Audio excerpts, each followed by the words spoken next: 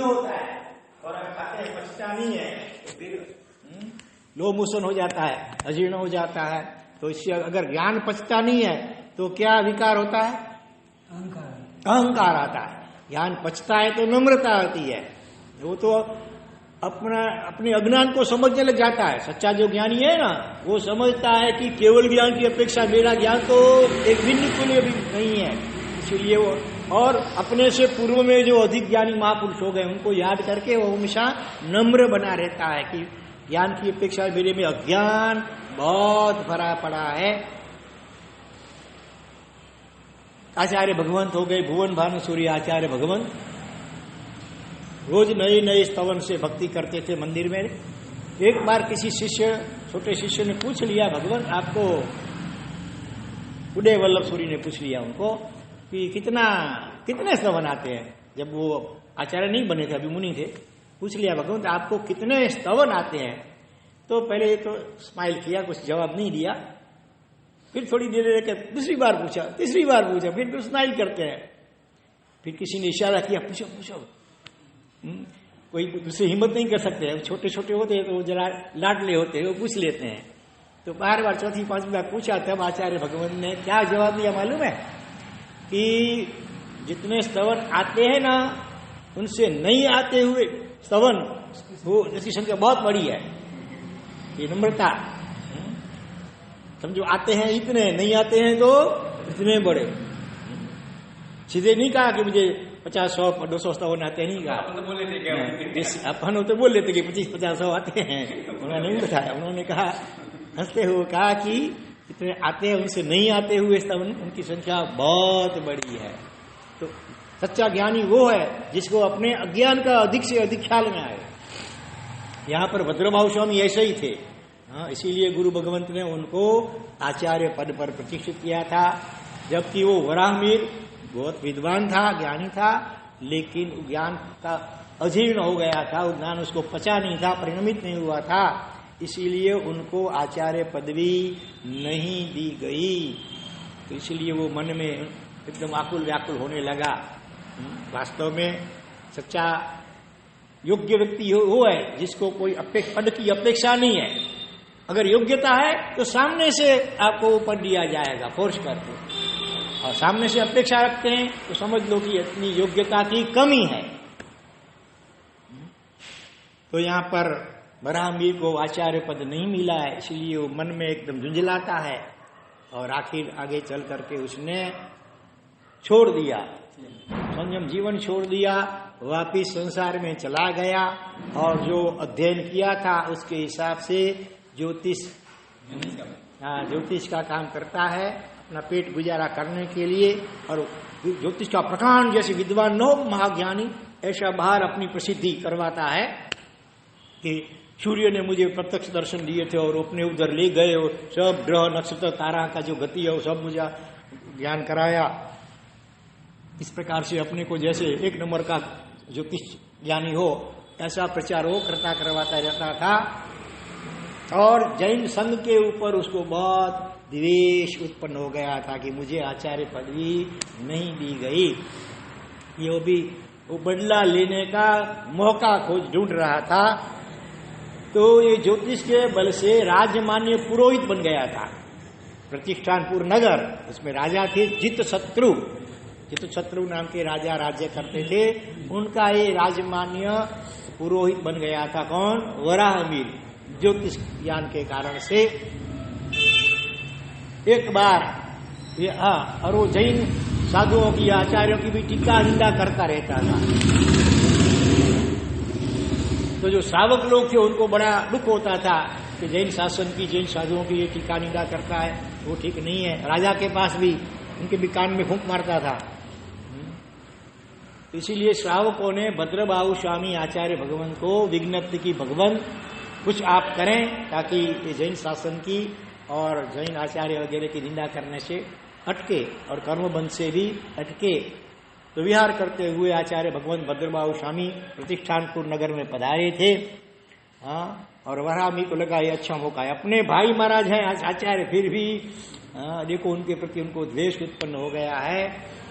और एक बार ऐसा हुआ कि राजा की पट्टरानी को समझो कि पुत्र रत्न का जन्म हुआ, तो वराहमिहिर ने राजा के कहने से उनकी जन्म पत्रिका बनाई और फलादेश में क्या कहा, ये 100 साल तक जिएगा, बहुत लंबी उम्र वाला है, ऐसा उसने फल कथन कर दिया।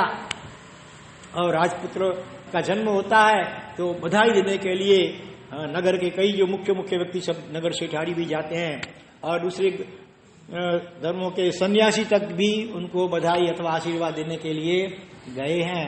लेकिन भद्रबाहु स्वामी जैन आचार्य का जो मर्यादा आचार की उसके हिसाब से नहीं गए हैं। तो ये मौका उसने पकड़ लिया, किसने, वराहमिहिर ने। उसने राजा के कान में फूंक मारी कि देखो राजन, सब दूसरे साधु संत भी आए, सन्यासी भी आए आशीर्वाद देने के लिए, बधाई देने के लिए, लेकिन देखो ये जैन आचार्य कितने अहंकारी अक्कड़ हैं, तो आपको आशीर्वाद देने के लिए, बधाई देने के लिए भी नहीं आए हैं।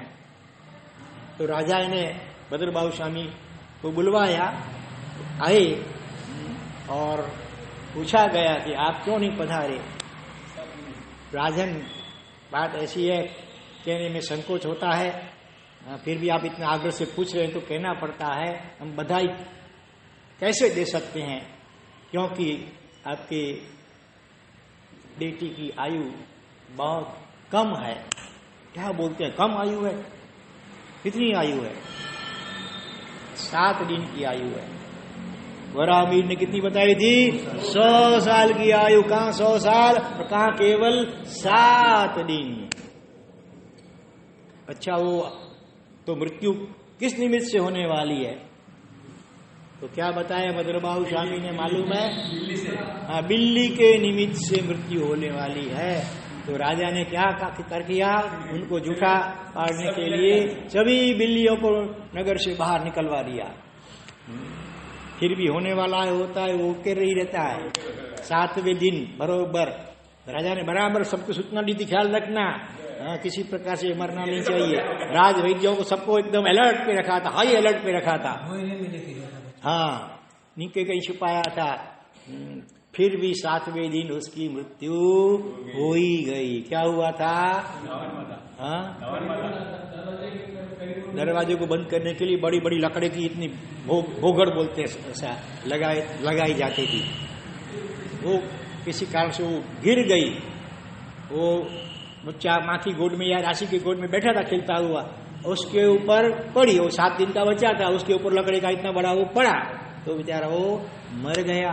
तो 7वें दिन मृत्यु होगी, वो बात तो सही निकली। लेकिन बिल्ली के निमित्त से मृत्यु होगी, वो बात तो कहाँ सही निकली? बिल्ली तो कोई है नहीं यहाँ पर। फिर राजा ने फिर पूछा भद्रबाहु स्वामी को, तो उन्होंने कहा, राजन जरा तपास करवाइए। वो जो लकड़ी की थी ना भोगड़, हाँ, उसका जो आगे का मुंह था ना, वो बिल्ली जैसा था। हाँ, इसीलिए वो बात सही निकली। कितना भी जीव बचने के लिए कोशिश करे, लेकिन जो भवितव्य था, नियति में लिखा होता है, वो होकर के ही रहता है। सभी बिल्लियों को निकाल दी, फिर भी वो लकड़े की बिल्ली के निमित्त से भी आखिर मृत्यु हुई। तो भद्रबाहु स्वामी का और जैन धर्म का यह जयकार होने लगा। और वराहमिहिर को राजा ने, तुमने इतना झूठ बोल दिया, 100 साल जिएगा, केवल मुझे अच्छा लगाने के लिए झूठ बोल दिया। तो उसका अपमान जैसा हो गया, उसके मन में और द्वेष उत्पन्न हो गया। फिर कभी एक बार राजा ने पूछा होगा, कुछ भविष्य बताओ। तो वराहमिहिर ने क्या कहा कि कल जो बारिश होगी उसमें एक बड़ा मत्स्य वो आकाश में से नीचे गिरेगा। ऐसा होता है कोई कोई बार, जैसे बर्फ के करे भी गिरते हैं, और कोई कोई बार ऐसा भी होता है मछलियां भी गिरती है आकाश में, पानी में से बारिश के साथ। तो एक बड़ा मत्स्य, विशाल मत्स्य गिरेगा, और उसका वजन कितना होगा? 52 पल जैसे आजकल किलो वगैरह माप हैं, ऐसे पल भी एक माप विशेष था। तो 52 पल वजन का मत्स्य गिरेगा, और उसने एक ऐसा सर्कल किया, इसके बीच सेंटर में यहां पर गिरेगा। फिर राजा ने खातरी करने के लिए भद्रबाहु स्वामी को पूछा, तो उन्होंने क्या कहा मालूम है? नहीं सुना है? गिरेगा, मत्स्य गिरेगा, वो बात सही है, लेकिन 52 पल का नहीं, 51.5 पल का। कितना एक्यूरेट ज्ञान था देखो। क्योंकि ऊपर से नीचे गिरते गिरते आधा पल अपना जो वजन उसका वो हवा सोख लेगी, तो 51.5 पल का वजन होगा उसका, और ये सेंटर में इसके नहीं गिरेगा, इसके ऊपर को उस धार पर गिरेगा। और जैसा भद्रबाहु स्वामी का एग्जैक्ट उतने ही वजन का और उसी स्थान पे पड़ा। फिर इनका और मान बढ़ गया, जैन शासन की जय जयकार हुई और उसको निकाल दिया गया चौराहा मिहिर को, और वो आगे चल करके आर्त ध्यान से नहीं आगे मर करके वो क्या बना, व्यंतर देव बना, व्यंतर निकाय में देव बना है, और तपस्या वगैरह की थी बहुत, तो तप के बल से वो व्यंतर निकाय में देव बना, और विभंग ज्ञान से अपना पूर्व जन्म जान करके उसने जैन संघ का बदला लेने के लिए क्या किया, उपद्रव, एक मरकी का उपद्रव फैला दिया। जैसे प्लेग होता है, महामारी समझ लो ना, आज जैसे आज तो महामारी बोलते, वास्तव में महामारी नहीं है, रोग है चेपी, लेकिन महामारी तो क्या होती है, इतने एक साथ होलसेल में मरने लग जाते हैं, उनको उठाने वाला कोई नहीं होता है, नहीं मिलता, इतने टपो टप लोग मरते हैं एक साथ। आज जैसे संक्रमितों का आंकड़ा कितना आ जाता है, लाख लाख लोग भारत भर में, 90,000, 70,000, 80,000 एक दिन में हो जाते हैं, उतने मरते हैं अगर, तो वो महामारी कही जाती है। ये रोगग्रस्त होते हैं लेकिन मरते इतने नहीं है, इनसे तो और दूसरे वायरसों से भी ज्यादा मरते होंगे लोग। तो वो ऐसी कोई उसने भयंकर महामारी फैला दी, लोग मरने लगे एकदम। तो फिर सकल संघ ने मिलकर के भद्रबाहु स्वामी आचार्य भगवान को विनंती की कि कृपा करके संघ की रक्षा के लिए आप कुछ कीजिए। तो उन्होंने अपने तो सुत केवली थे, अपने विशिष्ट शक्ति द्वारा एक स्तोत्र बनाया। कौन सा स्तोत्र? हाँ, कौन सा स्तोत्र बनाया? भुवसग्गहरम स्तोत्र बनाया। कितनों को आता है भुवसग्गहरम? बराबर आता है पक्का इंद्र भाई? सीख लेना, नहीं आता है तो। वो उस वक्त आज कितनी गाथा है भुवसग्गहरम में? 5 है, लेकिन उस पहले बनाई थी भद्रबाहु स्वामी ने, उसमें 6 या 7, जो कहीं 6 आता है कहीं 7 आता है, एक तो गाथा अधिक थी, और वो गाथा ऐसी प्रभाव युक्त थी कि कोई जब उसका पाठ करता, उसके प्रभाव से पानी को मंथित करके वो छिड़का, तो मतलब कि महामारी एकदम शांत हो गई। वंतर का उपद्रव उसका भी कुछ बस चला नहीं। लेकिन फिर अक्सर होता है वैसा हुआ कि उसका मिसयूज होने लगा, दुरुपयोग होने लगा। सांसारिक छोटे छोटे कार्यों के लिए भी मंत्र बोल लेते थे, और धर्मेंद्र को देव को आना पड़ता था, और उनसे ऐसे छोटे छोटे सांसारिक कार्य करवाते थे लोग। उन्होंने फिर भद्रबाहु स्वामी को विनंती की, कृपा करके इस प्रकार से इसका दुरुपयोग हो रहा है, तो आप कुछ कीजिए। फिर उन्होंने जो अधिक जो 1-2 गाथा थी, जो वो अपनी शक्ति से उसका संग्रहण कर लिया, लोगों के दिमाग में से निकाल दी। इतनी शक्तियां होती थी, ब्रेन वॉश कर दिया, समझो ना, सभी भूल गए। आजकल तो लगा है कहीं निकाल भी देंगे तो कोई न कोई उसको स्टोर कर लेगा, लेकिन वहां उस समय में ऐसा नहीं था, और शक्तियां भी ऐसी होती थी, सभी के दिमाग में से वो गाथा निकल गई। फिर भी आज जो 5 गाथा का भी जो है ना, वो भी बड़ा प्रभावशाली है। उस गाथा में तो ऐसा प्रभाव था कि देव को प्रत्यक्ष होना पड़ता था, लेकिन अभी इस काल में देव प्रत्यक्ष प्राय करके नहीं होते हैं, फिर भी अदृश्य रूप से वो जरूर सहाय करते हैं। तो ऐसा एक प्रभावशाली वो सद्गरम स्तोत्र सभी को सीख लेना चाहिए।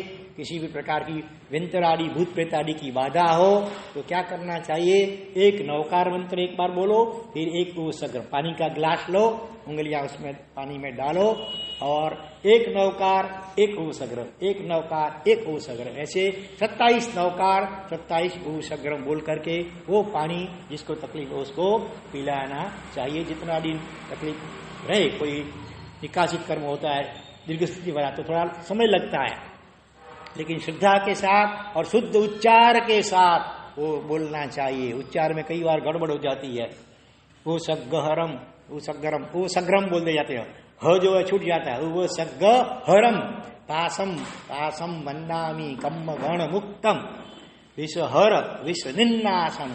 फिर क्या बोलते हैं आगे, मंगल कल्याण की कल्याण, कल्याण नहीं, डोंबिवली के पास कल्याण है ना, तो कल्याण शब्द नहीं। तो यहाँ डबल ल है, कल्याण। संस्कृत शब्द कल्याण है, उसी का प्राकृत, भाई प्राकृत में है स्तोत्र। कल्याण का प्राकृत में हो जाता है कल्याण। कल्याण कंदम पटमम दीनिंदम मंगल कल्याण आवासम विषहर पुलिंग। फिर क्या बोलते हो, दूसरी गाथा बोलो तो, विषहर पुलिंग गमंतम, लेकिन गमंतम नहीं है, विषहर पुलिंग गमंतम कंठे धारे ईजो सयामणो। इसमें कुछ गलती है बोलने में। विषहर, हाँ पुलिंग माने ग जो है ये पुलिंग ऐसा शब्द है, और फिर मंतम, विषहर पुलिंग और घमंतम नहीं है। हमें आया विश्व, हाँ मंतम माने मंत्र। कौन सा मंत्र, विषहर स्फुलिंग नाम का जो मंत्र, तो ग अक्षर जो है वो फुलिंग के साथ है। लेकिन जब बोलते हैं ऐसे राग में तो विश्व फुलिंग ग मंतम बोल लेते तो अशुद्ध हो गया।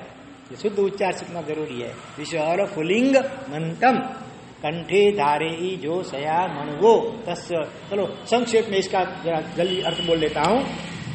पहली इस स्तोत्र के अंदर कौन से भगवान की स्तुति है और वंदना है, पार्श्वनाथ भगवान, बरोबर है। तो भगवान कैसे हैं, उसके 5 विशेषण पहली गाथा में। पार्श्वनाथ भगवान के 5 विशेषण हैं। भगवान कैसे हैं, उपसर्ग हरम माने उपसर्गों को हरण करने वाले, दूर करने वाले। उपसर्ग देवता अथवा मनुष्यों द्वारा अथवा तिरिंचों द्वारा जो तकलीफें आती है उनको उपसर्ग बोला जाता है, उनको दूर करने वाले, हरण करने वाले। पासम 2 बार है, पासम पासम। एक पासम माने पार्श्वनाथ भगवान, और दूसरा जो एक पार्श्व है वो भगवान के जो अधिष्ठायक जो यक्ष हैं उनका नाम भी पार्श्व है। तो पार्श्व नाम के यक्ष द्वारा पूजित ऐसे जो पार्श्वनाथ भगवान जो उपसर्गों को हरण करते हैं, और पार्श्व वंदानी, ऐसे पार्श्वनाथ को मैं वंदन करता हूं। कैसे भगवान, आगे बोलते हैं तीसरा विशेषण, कम्म गण मुक्तम। कम्म गण मुक्तम, कम्म माने कर्म, कर्म रूपी गण माने बादल, उनसे मुक्त। जैसे सूर्य के आगे बादल आ जाता है तो सूर्य का दर्शन नहीं होता है, तो हमारी आत्मा रूपी सूर्य, उसके ऊपर कर्मों के बादल छाए हुए अभी, तो उनसे जो संपूर्ण मुक्तम माने मुक्त हो चुके हैं, केवल ज्ञान प्रकट हो गया है। तो कम्म गण मुक्तम। फिर चौथा विशेषण विषहर विष निन्नासम माने विषधर माने सांप, उसका जो विष माने जहर, उसको निन्नासम संपूर्ण नाश करने वाला। किसी भी सर्प का दंश हुआ हो तो वो सग्रम स्तोत्र का श्रद्धा से पाठ करते हैं तो जहर भी उतर सकता है। और 5वां विशेषण मंगल कल्याण आवासम, मंगल और कल्याण उसके जो आवास निवास स्थान है, घर रूप है, ऐसे जो पार्श्वनाथ भगवान, उनको मैं वंदन करता हूं। यह पहली गाथा का अर्थ हुआ संक्षेप में। दूसरी गाथा ले आगे, विषहर पुलिंग मंतम कंठे धारेई जो सया मणुवो। मणुवो माने मनुष्य, जो मणुवो माने जो मनुष्य, सया, सया माने सदा हमेशा। विषहर स्फुलिंग नाम का जो मंत्र है उसको कंठे धारे, अपने कंठ में धारण करता है। मंत्र को कंठ में धारण करना यानी उसका पाठ करना, उसका जाप करना। तो क्या फायदा होता है, तस्य, तस्य माने उस मनुष्य का, तस्य गह माने ग्रह, दुष्ट ग्रह शनि राहु केतु मंगल वगैरह, तस्य गह रोग बीमारियां कई प्रकार की, तस्य गह रोग मारी, मारी माने महामारी प्लेग वगैरह, और दुष्ट जरा माने दुष्ट ऐसे ज्वर, ज्वर माने ताप, चिकनगुनिया कितना कहते हैं, स्वाइन फ्लू, नए नए कितने कई प्रकार 84 प्रकार ताव के, बुखार के भी, वो जंती ऐसे तो रोग में आ गया। तस्य गह रोग, फिर भी उसको इसकी भयंकरता दिखाने के लिए उसका अलग निर्देश किया गया। दुष्ट जरा जंती उपसामम, सभी उपशांत हो जाते हैं। जो मनुष्य हमेशा विषहर स्फुलिंग नाम का जो 18 अक्षर का मंत्र है पार्श्वनाथ भगवान का, वो अपने कंठ में धारण करता है, यानी कि उसका जो जप करता है, उस मनुष्य के दुष्ट ऐसे ग्रह रोग, जो महामारी और दुष्ट ऐसे बुखार, वे सब उपशांत हो जाते हैं। ऐसा दूसरी गाथा का ये अर्थ हुआ। फिर आगे तीसरी गाथा में क्या कहते हैं, चिट्ठौ। वो मंत्र कौन सा है? विसर्ग स्फुलिंग नाम का मंत्र जो है ना, आप पूछते नहीं है आप लोग कि महाराज साहब वो विसर्ग स्फुलिंग मंत्र कौन सा है? वो 5वां स्मरण, 9 स्मरण में अपना अचल गज के जो 9 स्मरण है, इसमें 5वां स्मरण जो नम्यूण आपके है, नम्यूण, हाँ तो उसके अंदर आता है नम्यूण में। उसमें मंत्र अलग अलग गाथा में एक एक शब्द है। टोटल मंत्र बोलो, किसको आता है? ओम नम्यूण पास विषहर वसह झीण फुलिंग ह्रीम श्रीम अरहम। ह्रीम श्रीम अरहम तो जोड़ते हैं, मेन तो इतना है अभी। नम्यूण, नमीऊण 4 अक्षर हुआ, पास, पास में 6 हुआ, नमीऊण पास। विषहर 6 और 4 10 हुआ, विषहर वसह 13 हुआ, 3 0 2 वसहर झीण वसह फुलिंग 13 16 हुआ, विषहर फुलिंग। फिर नम्यूण पास विषहर वसह झीण फुलिंग, झीण झीण शब्द है बीच में, झीण है तो 18 हो गया ना। फिर तो रिम से मरम नमो तो ज्यादा जोड़ा है मंत्र, मेन जो ये 18 है। तो ये विषहर फुलिंग नाम का मंत्र, इसमें पार्श्वनाथ भगवान का नाम है नम्यूण पास। तो उस मंत्र को जो मनुष्य अपने हृदय में कंठ में धारण करते हैं, उस मनुष्य के दुष्ट ऐसे ग्रह, रोग, बीमारियां, दुष्ट महामारी और दुष्ट ज्वर वो सब उपशांत हो जाते हैं।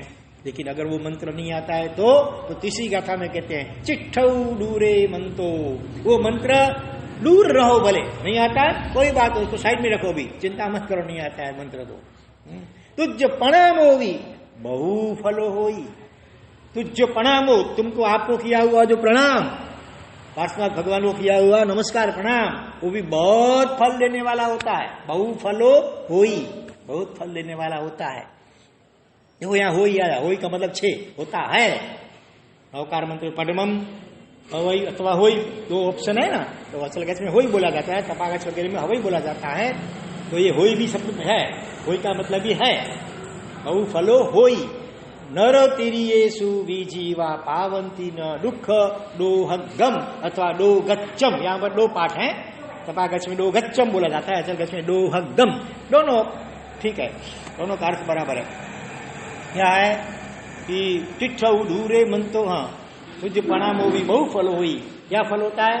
नर तिरियेसु विजीवा, तो नमस्कार करने वाले जीव, चाहे नर माने मनुष्य हो अथवा नर का नरय कभी अर्थ नरक के, और तीर्य माने तिरंज गति के में दुख नहीं पाते हैं। पावंती न दुख डोहगम, डोहगम हो तो अर्थ दौर्भाग्य नहीं पाते हैं, डोगच्चम हो तो दुर्गति नहीं पाते हैं।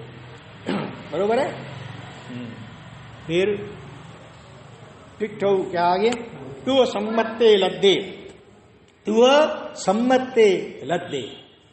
तु माने तुम्हारा था, आपका, सम्यक्त्व उसका लाभ होता है अगर किसी को। हे पार्श्वनाथ भगवान, आपका जो सम्यक्त्व उसका लाभ अगर किसी भी मनुष्य को होता है तो वो कैसा है? सम्यक्त्व कैसा है? चिंतामणि कप्प पाय वब्बहिये, चिंतामणि रत्न और कल्प पानप माने कल्प वृक्ष, दोनों देवाधीशित है, उनसे भी अब्बहिये अत्यधिक, अत्यंत अधिक, ऐसी जिसकी महिमा है। चिंतामणि रत्न और कल्प वृक्ष तो भौतिक चीजें देंगे, वो तो एक दिन नाश होने वाली है। हाँ, लेकिन सम्यक दर्शन, सम्यक जो है वो तो मोक्ष का रिजर्वेशन है। इसलिए चिंतामणि रत्न और कल्प वृक्ष से भी अधिक महिमावान ऐसा आपका जो सम्यक्त्व, उसका लाभ जिस मनुष्य को होता है तो क्या होता है फायदा? हाँ, पावंती अविज्ञानम जीवा ऐरा मरम ठाणम, वो जीव जिनको सम्यक्त्व होता है वो जीव पावंती माने प्राप्त करते हैं, अभिज्ञानम बिना विघ्न से माने शीघ्र तुरंत क्या प्राप्त करते हैं? अयामरम ठाणम, अजरामर स्थान, जहाँ जरा माने वृद्धावस्था नहीं हो सकती है, मर माने मृत्यु नहीं हो सकता है, ऐसे स्थान कौन से? मोक्ष सिद्ध दशा, उसको शीघ्र पाते हैं।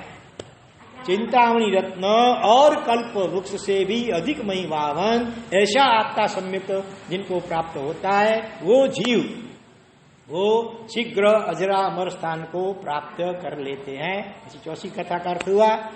5वीं गाथा में क्या कहते हैं? ये संत वो महायश, भगवान का संबोधन है महायश, हे महान यशस्वी ऐसे भगवान। ईय माने इस प्रकार से, संत वो माने मैंने आपकी सम्यक स्तवना की, स्तुति की। आप कैसे स्तुति की? भक्ति भर निभरेण हिय एण, भक्ति के भर माने समूह से निब्बरेण भरपूर, ऐसे ही एण माने हृदय से, भक्ति से भरपूर हृदय से मैंने इस प्रकार से आपकी स्तवना की, तो इसका क्या फल मुझे चाहिए? संसार का कोई श्लोक या परलोक का फल नहीं चाहिए। तादेव रिज्य बोहि भवे भवे आस जिन चंड, हे पार्श्वनाथ जिनेन्द्र भगवान, मुझे भव जब तक मोक्ष न हो तब तक प्रत्येक भव में रिज्य बोहिम, मुझे बोधि देना। बोधि माने सम्यक दर्शन को बोधि भी कहते हैं, अथवा आत्मा का बोध माने ज्ञान, अनुभव ज्ञान। मैं शरीर नहीं हूं, मैं शरीर आदि से भिन्न, मैं सच्चिदानंद घन स्वरूप मैं आत्मा हूं, ऐसे उसका अनुभवात्मक ज्ञान, उसको बोधि कहते हैं। वो प्रत्येक भव में मुझे देना। इतना ही, एक ही चीज मांगी है भगवान के पास, क्या? सम्यक दर्शन। हर एक भव में सम्यक दर्शन मिले तो थोड़े ही भवों में जीव का की मोक्ष मुक्ति हो जाती है। तो यह सगरम स्तोत्र, तो अर्थ को ध्यान में रख करके शुद्ध उच्चार के साथ रोज 27 बार, 108 बार हो सकते, 108 बार कोई गिनते हैं, नहीं तो कम से कम 27 बार उसका जाप करना चाहिए। और जब कोई ऐसा व्यंतरिक उपद्रवादी होता है तो एक नौकार एक ऊषग्रम, एक नौकार एक ऊषग्रम, ऐसे 27 नौकार और ऊषग्रम द्वारा पानी को अभिमंत्रित करके वो पानी पीना अथवा तो पिलाना चाहिए। तो ऐसे महान स्तोत्र के रचयिता भद्रबाहु स्वामी आचार्य भगवान, उन्होंने 45 जो आगम है उनमें से 10 आगमों के ऊपर निरुक्ति की भी रचना, विशिष्ट प्रकार की रचना की है। और अंतिम 14 पूर्वधर सूत्र अर्थ से ये भद्रबाहु स्वामी हुए। उन्होंने सूक्ष्म महाप्राण ध्यान की साधना की थी। कहाँ पर? नेपाल देश में रह करके। वो ऐसा प्रभावशाली ध्यान होता है कि अंतर्मूर्त में 14 पूर्व का स्वाध्याय, केवल अंतर्मूर्त में, सीधा भी और रिवर्स में उल्टे से भी अंतर्मूर्त में हो सकता है। इतने मन इतना सूक्ष्म और प्रबल शक्तिशाली हो जाता है, मन की गति भी अचिंत्य है शक्ति। तो ऐसे महाप्रभावशाली भद्रबाहु स्वामी आचार्य भगवान हो गए और आगे अनेक प्रकार की शासन की प्रभावना की। साथ साथ वाचनाएं देते थे। 500 साधुओं को संघ ने भेजा था उनके पास पूर्व का अध्ययन करने के लिए। दिन में 7 बार पढ़ाते थे। और वो उस जमाने में किताबें तो होती नहीं थी, सब मुखपाठ ही होता था, तो इतना सबको फिर याद नहीं रहने लगा। धीरे धीरे धीरे 500 में से कम होते होते होते होते लास्ट में केवल एक महात्मा बचे। कौन बचे? एक खोलेभद्र स्वामी। उनको भी 10 पूर्व का ज्ञान दे दिया था। बाकी थे, फिर थोड़ी वो गलती हो गई, चमत्कार दिखाया, तो बाकी के 4 जो पूर्व थे उनको अर्थ से नहीं दिया गया, केवल सूत्र के रूप में दिया गया संघ के आग्रह से। और आगे चल करके इस प्रकार से शासन की प्रभावना करके वो स्वर्ग में गए हैं भद्रबाहु स्वामी। तो हमें इसमें से क्या सीखना है? पहले के जमाने में ज्योतिष का इतना सूक्ष्म विज्ञान होता था, आजकल उतना लगभग नहीं रहा है ज्ञान। और जो बच्चा है उसके भी सूक्ष्म तरस्पर्शी अध्ययन करने वाले भी बहुत कम मिलते हैं। बाकी अधिकांश तो क्या होता है, जैसे गुजराती में कहावत है, सूंठना गांगड़े गांधी।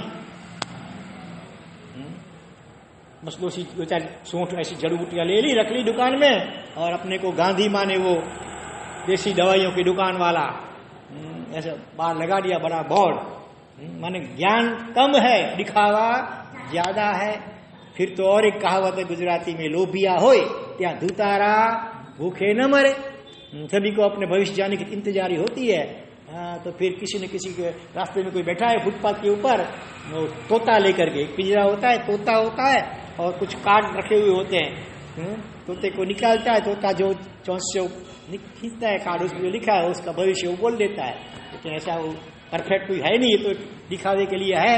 और फिर भी गरीब लोग होते हैं तो उनके पास ज्यादा पैसे नहीं होते, तो उनको तो ये सस्ता लगता है। तो जैन शास्त्रों में ऐसे तो ज्योतिष जो है विज्ञान है, सूर्य चंद्र ग्रह नक्षत्र तारा, उनमें से जो किरणें निकलती है, उनका किरणों का प्रभाव हमारे शरीर पर, मन पर, हमारे पूरे जीवन ऊपर पड़ता है। अगर किसी को एकदम परफेक्ट हो तो उसके द्वारा बहुत डिटेल में भी बताया जा सकता है। आज एक और ग्रंथ है भृगु संगीता, भद्रबाहु स्वामी ने भी ज्योतिष का है, रखा था, रचा था, लेकिन अभी वो विद्यमान नहीं है मेरे ख्याल से, भद्रबाहु संहिता। लेकिन भृगु नाम के ऋषि हो गए हैं हिंदुओं में, भृगु संहिता, वो भी ज्योतिष के बड़े विशिष्ट विद्वान थे। तो उन्होंने जो एक ग्रंथ रचा उसका केवल एक ही कॉपी पूरे भारत भर में है, एक परिवार के पास थी। फिर वो 5-6 भाई थे तो उन्होंने पिता का बंटवारा कर लिया है कुछ हिसाब का। तो अभी 2-4 दिन पहले जो आए थे मुंबई से, वो अमृत भाई आपके गांव वाले, उन्होंने बताया मुझे, अभी पंजाब में होशियारपुर गांव है, हाँ, वहां एक व्यक्ति है, उनके पास उसके कुछ पन्ने हैं। उनका दूसरा भाई का राजस्थान में किसी गांव में है, उनके पास दूसरा कुछ विभाग है। तो अगर आप जाते हैं आपकी जन्म पत्रिका लेकर के तो बहुत परफेक्ट, लेकिन उसके लिए उसकी लाइन लगती है। अब तो बड़े बड़े देश नेता भी वहाँ जाते हैं, उनको फोन चलता रहता है, तो जल्दी नंबर अपना लगना मुश्किल होता है, लेकिन वो बहुत परफेक्ट वो सब उसमें लिखा है। हाँ, लेकिन इनके पीछे भी ज्यादा पढ़ने की कोई जरूरत नहीं है, जो लिखे होने वाला ये होगा होके रहेगा। अपन वर्तमान में अच्छा सही पुरुषार्थ करें तो ऑटोमेटिक भविष्य अच्छा बनेगा। और भूतकाल में जो भी पाप किए हैं, हाँ, तो वो तो उदय में आएंगे, तो उसके लिए जितना भी समता पूर्व भोग लेंगे तो नए कर्म रिचार्ज नहीं होंगे। और वो समता टिकाने के लिए परमात्मा का नामस्मरण और परमात्मा की भक्ति वो श्रेष्ठ आलम्बन है। उसके द्वारा जो भी भूतकाल में बांधे अशुभ कर्म उदय में आते हैं, अगर वो रिकाचित नहीं है, अति चिकने नहीं है, तो वो भगवान की भक्ति और नवकार मंत्र के स्मरण से सब पापों का नाश हो जाता है। लेकिन एकदम जो निकाचित है वो तो भोगने पड़ते हैं। लेकिन निकासित कर्म में भी, के उदय में भी हमारी समता टिक सकती है अगर हम भगवान की भक्ति और नवकार महामंत्र का स्मरण श्रद्धा पूर्वक नियमित रूप से करते हैं। तो इसलिए ज्योतिष के चक्कर में ज्यादा पढ़ने जैसा नहीं है। हमारे यहाँ श्रवण सूत्र जो है उसमें 29 प्रकार के पाप सूत्र बताए गए हैं, जो साधु साधी को तो नहीं पढ़ना चाहिए। 29 प्रकार के, उसमें ज्योतिष का भी एक नंबर है। ज्योतिष गलत ऐसा नहीं है, ज्योतिष विज्ञान है, लेकिन आत्म साधना में वो बाधक बन सकता है। अगर जीव परिपक्व नहीं है, थोड़ा कुछ जानता है, तो दुनिया झुकती है, झुकाने वाला चाहिए। फिर तो लाइन लगती है, हमारा शायद जरा हमारा हाथ देख लो ना, हमारा शायद जरा हमारी पत्रिका देख लो ना, जरा नौकरी कब लगेगी, छोकरी कब मिलेगी, शादी कब होगी, हाँ, और कुछ बताते हैं तो जरा हमारा भगत बढ़ जाते हैं। फिर तो लाइन लगती है। तो जीव अनादिकाल से मान कसा तो से गिरा हुआ है, तो उसमें अपना आत्मकल्याण जीव चुक जाता है और दुर्गतियों की परंपरा सर्जन हो जाता है। इसीलिए ज्योतिष शास्त्र सामान्य साधु के लिए पाप सुख कहा नहीं पढ़ना चाहिए। आचार्य होते हैं उनको अधिकार है, क्योंकि उनको शासन के कई कार्य करवाने होते हैं, तो अच्छा समय देख करके, अच्छा मुहूर्त देख करके करें तो सफल होता है। इसीलिए आचार्य, ऐसे 45 आगमों में एक गणी विद्या नाम का आगम है। गणी माने आचार्य, गण के नायक आचार्य, उनकी विद्या। जैसे किसी को अनशन ग्रहण करना है, किसी को मासिक समय से तपस्या करनी है, और भी ऐसे कई धर्म के मांगलिक कार्य करने हैं, तो उसके लिए उनको थोड़ा ज्ञान होना जरूरी भी होता है। फिर भी यहाँ तक कहा गया है कि मंदिर बनाना जैन देरासर, उसका खातमुहूर्त और शिलान्यास का मुहूर्त देखना है, वो भी जैन साधु या आचार्य को देखना, माने बताना नहीं चाहिए, क्योंकि वो बताएंगे उसी मुहूर्त में वो जमीन का खोदकाम करेंगे, खुदाई करेंगे, पृथ्वी का आदि 6 निकाय की हिंसा होगी। इसीलिए तो फिर क्यों गणी विद्या परिणाम में बताया है, तो कहते हैं गृहस्थ जो पंडित ज्योतिषी होते हैं उनके पास से श्रावक लोग जाकर के एक बार मुहूर्त निकाल के आते हैं। वो मुहूर्त में कुछ गड़बड़ तो नहीं है उसकी गणित में, या कुछ उसको वेरीफाई करने के लिए, चेकिंग करने के लिए ज्ञान होना चाहिए आचार्य को। बाकी छोटे साधुओं को तो बिल्कुल निषिद्ध है, पाप शास्त्र कहा गया है। हाँ, हमको भी दीक्षा के बहुत साल बाद हमारे गुरुदेव ने, हम जब समय शिक्षक चतुर्मास थे, मेरी दीक्षा को 9 साल हो गए हैं, और समय शिक्षक चतुर्मास था, तब हम 2-3 साधुओं को शायद जी ने आशीर्वाद दे करके अनुज्ञा दी कि भले ज्योतिष का अध्ययन करो, लेकिन उससे पहले हमको प्रतिज्ञा दी गई। क्या प्रतिज्ञा दी आचार्य भगवान ने? किसी प्रकार के सांसारिक मुहूर्त किसी को बताने का नहीं, कि महाराज मुझे दुकान का उद्घाटन करना है या घर का वास्तु करना है तो जरा मुहूर्त बताइए देख करके, वो हमको नहीं बताना है। ऐसी प्रतिज्ञा पहले दी, फिर हमको अनुज्ञा दी। ऐसे हमारे गुरुदेव थे ये। हाँ, तो ऐसी बात है। ठीक है, समझ में आया? तो हमें ये प्रेरणा लेनी है इसमें से कि ज्योतिष के चक्कर में ज्यादा पढ़ने जैसा नहीं है। अच्छे कार्य करते रहो तो अपने आप अपना भविष्य अच्छा होगा। और भूतकाल में जो ऐसे अंतराय कर्म बांधे हैं वो भी उदय में आए हैं, तो उसको तोड़ने के लिए भगवान की भक्ति, सेवा, पूजा और नवकार महामंत्र का श्रद्धा पूर्वक एकाग्रचित से जितना उतना जाप करो और साथ में धैर्य रखो। धीरे धीरे धीरे वो कर्म का क्षय होता जाएगा। जल्दबाजी में तो कुछ होने वाला नहीं है। आपको कितनी भी भूख लगी होगी, हाँ, आपने खिचड़ी समझो पकाने के लिए रखी है चूल्हे पे, गैस पे, 5 मिनट में हो सकेगी क्या?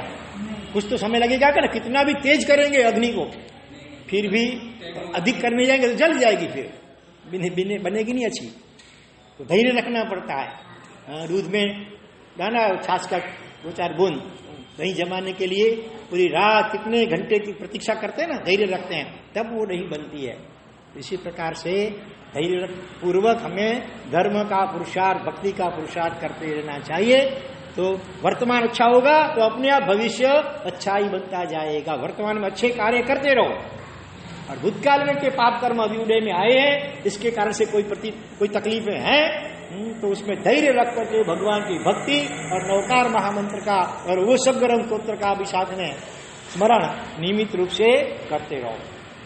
हालांकि ये जो मंत्र वगैरह हैं, स्तोत्र आदि हैं भगवान, वो भी मुख्य रूप से तो आत्मशुद्धि के लिए करना है, कर्म निर्जरा के लिए करना है, मोक्ष के लक्ष्य करना है, संसार के लक्ष्य करना नहीं है।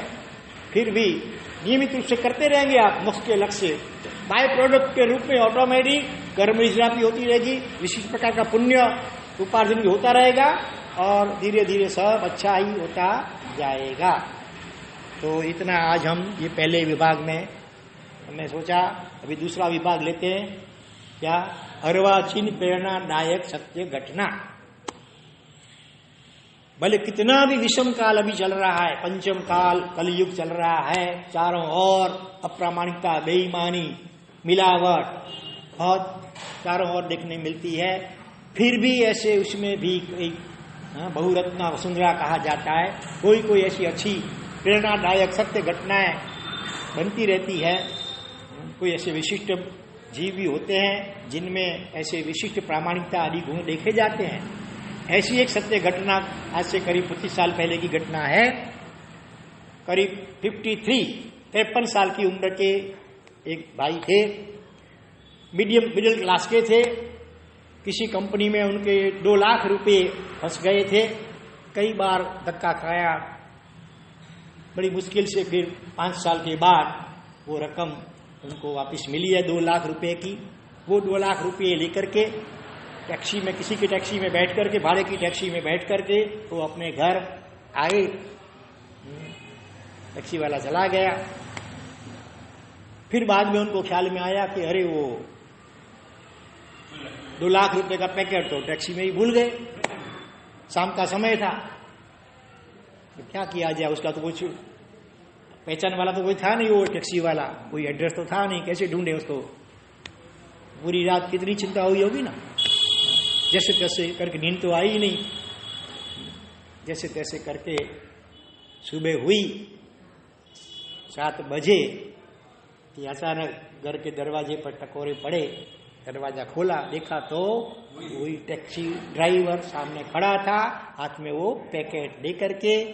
सेठ कि आपका पैकेट आप टैक्सी में भूल गए थे, इसलिए मैंने लिया, उसको खोला भी मैंने गिना तो उसमें 2 लाख रुपए थे, तो आप भी गिन लीजिए आपके 2 लाख रुपए। हाँ, उनको भी बड़ा आश्चर्य हुआ। उसने कहा कि आपका एड्रेस कार्ड भाग्य योग से उसमें था, इसीलिए मैं ढूंढते हुए आपको यहाँ आ गया। तो उन्होंने पूछा कि भाई 2 लाख रुपया तुमको ऐसे मिल गया तो तुमको, तुम्हारे दिल में, मन में क्या विचार आया? टैक्सी ड्राइवर को पूछा गया तो उसने कहा कि मुझे लगता है कि ये 2 लाख रुपये जिसके हैं वो व्यक्ति सामान्य मिडिल क्लास का होना चाहिए। अगर वो श्रीमंत होता तो अपनी खुद की गाड़ी में ही वो आता, वो भाड़े की गाड़ी में क्यों बैठता। इसलिए लगा कि कोई मिडिल क्लास वाले हो लगते हैं, अथवा कोई बड़े शेठ की उगरानी के पैसे, वो नौकर होगा, किसी का उगरानी के पैसे मिले होंगे, वो लेकर के आया होगा और वो भूल गया है, तो उसकी कितनी चिंता होती होगी, कितनी उसको तकलीफ होती होगी। तो मुझे भी पूरी रात नींद नहीं आई। ड्राइवर ने कहा मुझे भी आपके ख्याल से, आपकी चिंता, आपके दुख के ख्याल से मुझे भी पूरी रात नींद नहीं आई है, और सुबह होते ही मैं आपके देने के लिए आया हूँ, कृपा करके गिन लीजिए आप। कितना उनको आनंद हुआ होगा, पहले कितना टेंशन था, और फिर हर्ष के आंसू आ गए उनकी आंख में। वो ड्राइवर तो वापिस तुरंत जाने लगा, लेकिन उन्होंने रोका, जरा रुको भाई, जरा बैठो, जरा ये तो बताओ कि तुम्हारी पोजीशन, स्थिति कैसी है, आर्थिक स्थिति, परिवार की स्थिति क्या है। सेठ क्या कहूं, मंदी चल रही है अभी, आपको जानते हैं, इसीलिए लोग अक्सर बस में बैठना पसंद करते हैं, टैक्सी में बहुत कम लोग बैठते हैं, इसलिए जैसे तैसे करके मुश्किल से पेट गुजारा होता है। मेरे 2 जवान बेटे हैं, लेकिन मेरे पास इतने पैसे नहीं है कि उनको मैं रिक्शा दिला सकूं और गुजारा हो सके। तो तुरंत हम होते मानो उसकी जगह पे, तो क्या करते, कोई आभार मानते, शुक्रिया, धन्यवाद, थैंक यू वेरी मच, और जरा थोड़ा खुश होते तो कुछ 1000, 2000, 2 लाख है तो 2000 रुपया चलो बख्शिश दे दिएंगे। लेकिन ये इनकी उदारता देखो, उसकी प्रामाणिकता देखो।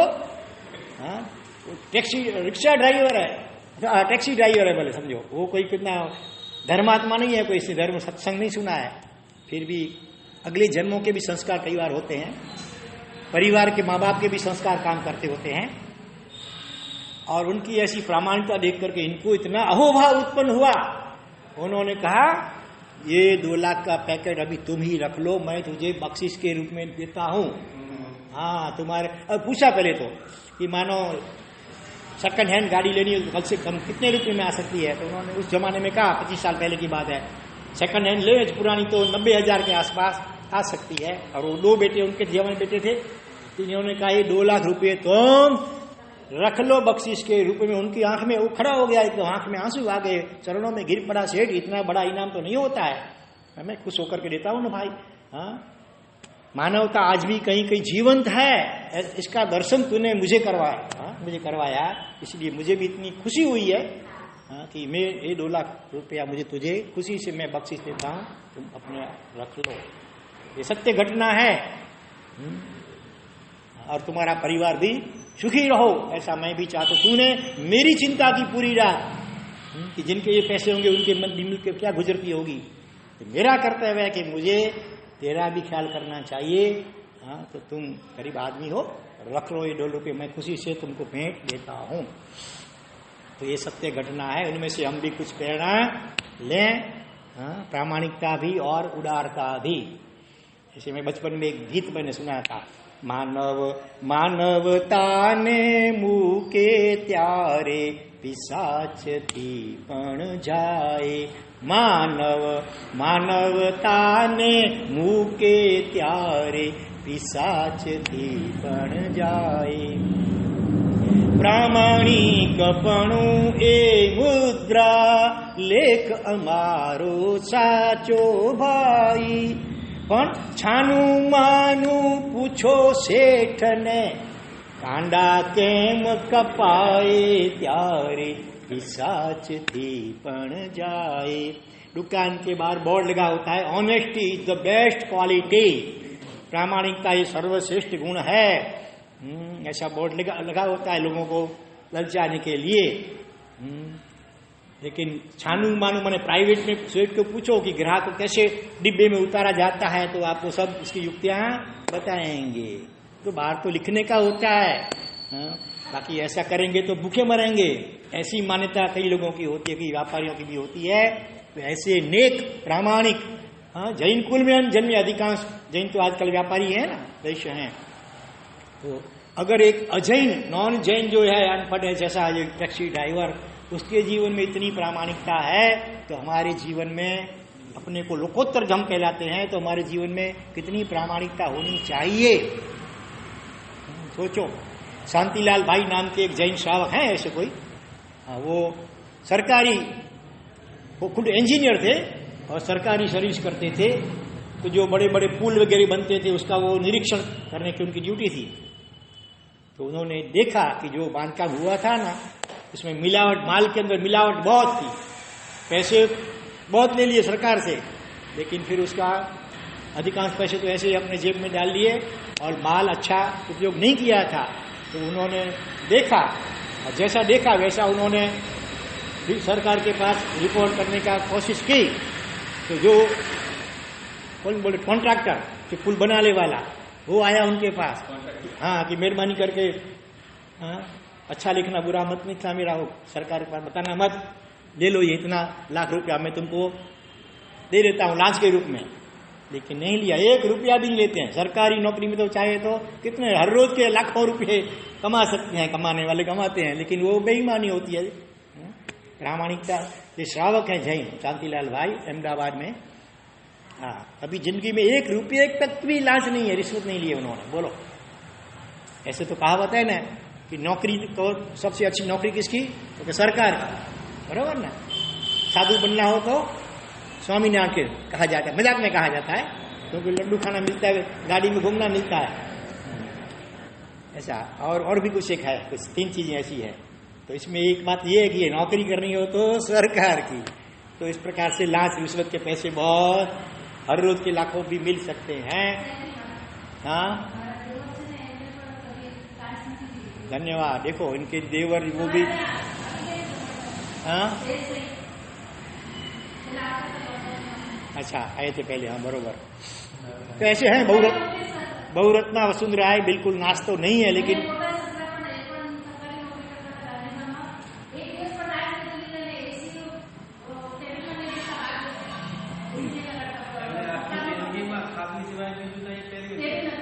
वाह पूरी जिंदगी बरोबर और प्रामाणिकता से जिएंगे ना, तो उसको समाधि मृत्यु लगभग निश्चित है, समझ लो। मृत्यु वक्त में समाधि से मरेगा, और बेईमानी करके करोड़ों रुपया अरबों रुपया भी इकट्ठा कर लेगा, लेकिन अंत समय में भयंकर उसको आर्त ध्यान होगा, मर करके वो दुर्गति की परंपरा उसके लिए तैयार होगी। और जब तक जिंदा है तब तक भी वास्तविक शांति नहीं होगी। पैसे भले होंगे और बंगले बना लेगा, मोटर बसा कर सब होगा, लेकिन भीतर में जो प्रसन्नता चाहिए वो तो प्रामाणिकता से जो प्रसन्नता आती है ना, वो बेईमानी के करोड़ों अरबों रुपये से भी नहीं आती है। तो ऐसा जो टैक्सी ड्राइवर वो मरेगा तो समता समाधि से मरेगा, जिसके जीवन में इतनी प्रामाणिकता है, निष्ठा है गुणों की। तो अभी तीसरा विभाग, हाँ प्रश्नोत्तरी का विभाग। कल हमने, चलो एक बार इनामी प्रश्नोत्तरी कर ले, में फिर 5 मिनट में अंदर दूसरी प्रश्नोत्तरी भी करेंगे। चलो कल हमने शालिभद्र महामुनि का दृष्टांत देखा। तो उनके माता पिता का नाम, शालिभद्र के माता पिता के नाम क्या थे? बोलो, अच्छी खबर। हाँ दोनों आने चाहिए, दोनों भला, एक आए फिर एक गड़बड़ नहीं करना है। हाँ किसको पूछे? तुमको तो दूसरा कोई अग्राह प्रश्न पूछेंगे, तुमको 3 दिन नहीं आई थी। हाँ बोलो। नमोरियंतान सैनिक शालिभद्र के माता पिता का नाम नमोरियंतान, बोलो। हाँ गोभद्र से और भद्रा सेठानी। भद्रा का दूसरा नाम भी था भद्रा अथवा सुभद्रा, भद्रा अथवा सुभद्रा। सेठानी का नाम, सेठ का नाम गोभद्र से। शालिभद्र की बहन और बहनोई, उनके नाम क्या थे? शालिभद्र की बहन और बहनोई, उनके नाम। वो मैं रोज बोलता हूं कि व्याख्यान में जो भी नाम आए ना, उनके ऊपर केंद्रित ध्यान करो तुम्हारा, कम से कम लिख लो, नहीं तो उतना ना कागज पे या इधर लिख लो। बहन और बहनोई के नाम बोलो पीछे। हाँ सुभद्रा और धन्ना जी, धन्यवाद। शालिभद्र अपने अगले दूसरे और तीसरे भाव में, दोनों भाव में कौन कौन थे? दूसरे भाव का नाम भी है, तीसरे भाव में भले उनका नाम नहीं है, लेकिन कौन थे? शालीभद्र से अगले भाव में वो कौन थे? शालीभद्र का जीव, उस भाव में उसका नाम क्या था? और उससे भी अगले भाव में वो कौन थे? वो साथ में है। दोनों बराबर, दोनों ख्याल है, दोनों ख्याल है। अच्छा बोलो। हाँ, શેઠ શેઠ કેવા ઉડાર હતા? શેઠ દાનવીર તો कंजूस सेठ था, बराबर। और संगम जो था वो किसका बेटा था? वो क्या काम करता था? पशु ग्वाला, ग्वाले का बेटा। उसकी माँ कैसी थी? उसकी माँ कैसी थी? गरीब, बरोबर। कैसी थी? विधवा। उसकी विधवा थी, उसके पति गुजर चुके थे। भले चलो। धन्ना और शालीभद्र कहाँ उत्पन्न हुए? आयुष्य समाप्त होने के बाद धन्ना जी और शालीभद्र, हालांकि धन्ना जी के लिए दो मत, भले दो है, दोनों आना चाहिए, और शालीभद्र भी कहाँ उत्पन्न हुए? इधर से कोई उंगली ऊंची नहीं है? हाँ, थोड़ा संशय है, थोड़ा थोड़ा ऐसा ऐसा है, पक्का नहीं है। कौन मोक्ष में कौन गए? धन्ना जी। और शालीभद्र अनुत्तरी मानवासी, माने अनुत्तर में भी 5 है, उनमें से कौन सा? सर्वार्थ सिद्ध, 5वां जो मुख्य है, जहाँ एकावतारी देव होते हैं। एक मत ये है, दूसरा मत क्या है कि दोनों मोक्ष में नहीं, दोनों सर्वासिद्ध में। एक मत ऐसा भी है।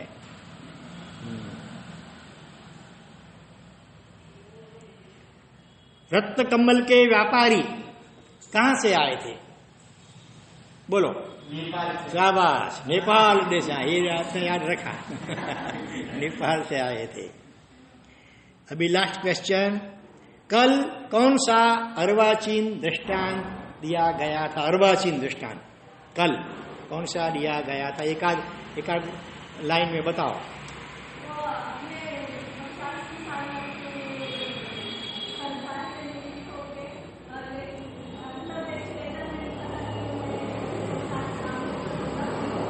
बरोबर।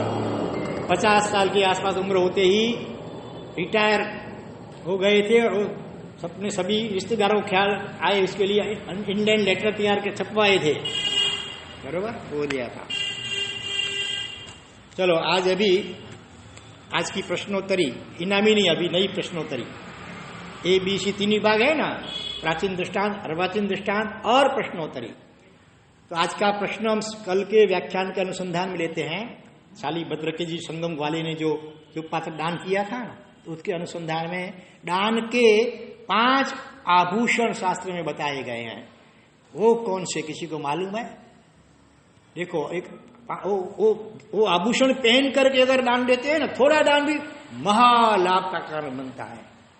तो वो आभूषण कौन से, अलंकार कौन से हैं? हाँ। इसमें से एक अलंकार ऐसा है, आंख का अलंकार है।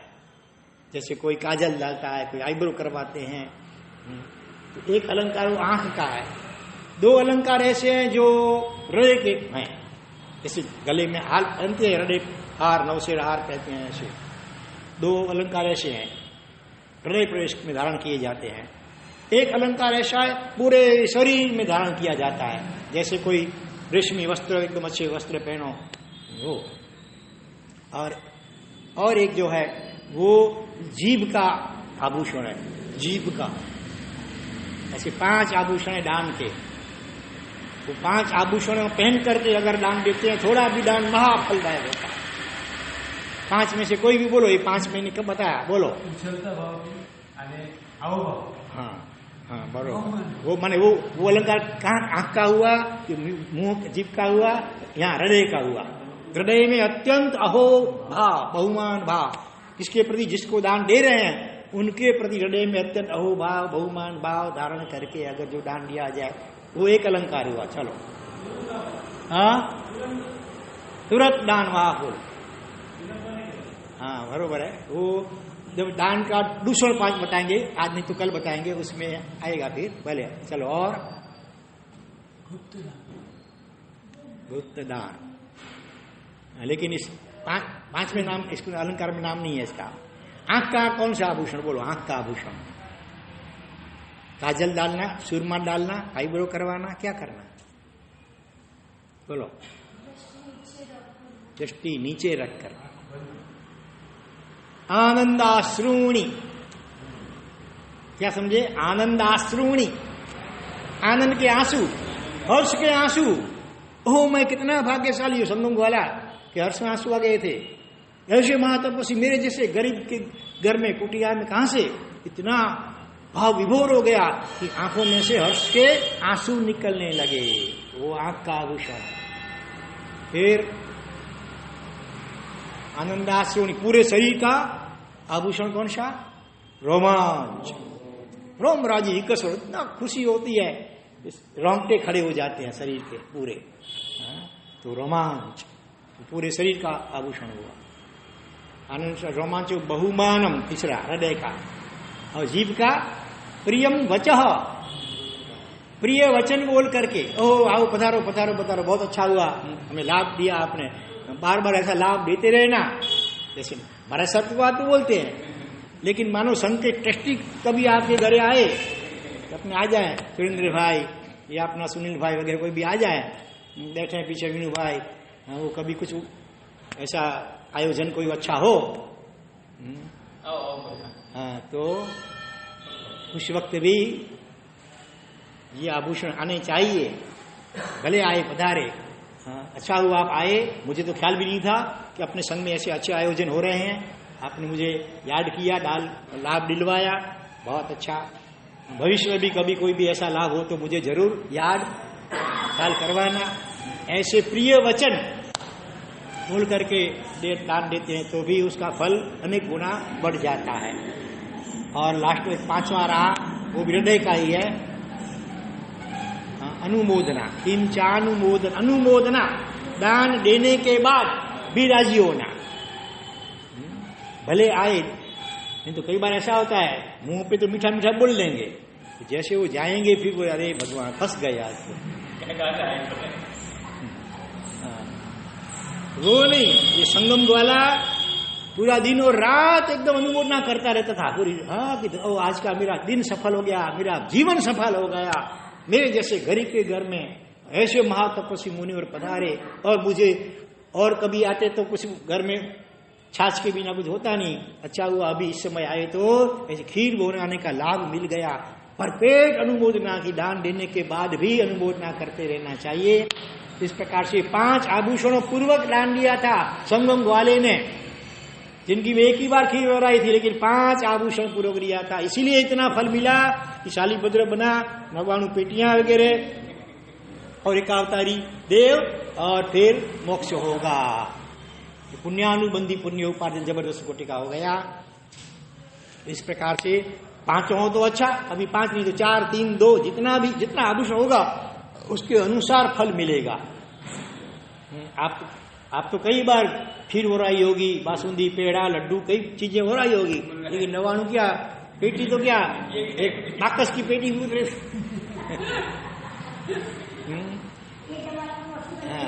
मैंने वो अलंकार होने चाहिए। और उसको कोई आशंसा भी नहीं थी कि मैं दान दूं तो मुझे पुण्य हो और फिर मुझे ऐसा कुछ विशिष्ट मिले, ऐसी कोई अपेक्षा, निराशंस निरपेक्ष भाव से, निष्क्रिय भाव से दान दिया था। वो भी बड़ी विशेषता है। भौतिक फल की आकांक्षा रखनी नहीं चाहिए। ये दृष्टांत सुना, संगम वाले ने खीर बनाई थी, इतना सब उसको लाभ हुआ, तो चलो हम भी खीर बनाए महाराज को, फिर तो वो एशिया के जैसा कभी हो जाएगा, 2 रुपये के जैसा। चलो विशेष अग्रे वर्तमान जिनाज्ञा रूप कुछ भी बोला गया हो, हार्दिक मिच्छामि दुक्कडम।